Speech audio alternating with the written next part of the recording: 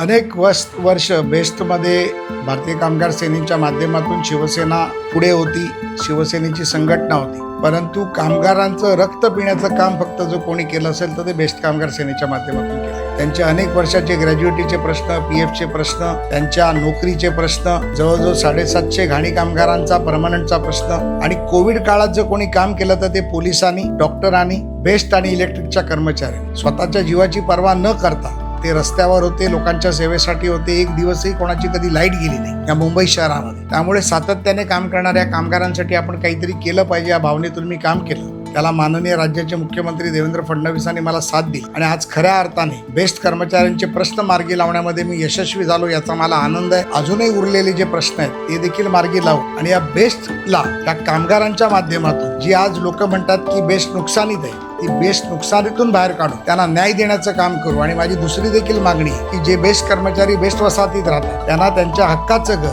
जसं आता राज्य सरकारने पोलिसांना घरं दिली तशा पद्धतीत बेस्ट कर्मचाऱ्यांना देखील घर द्यावं ही माझी मागणी आणि मी ती सातत्याने लावून धरणार.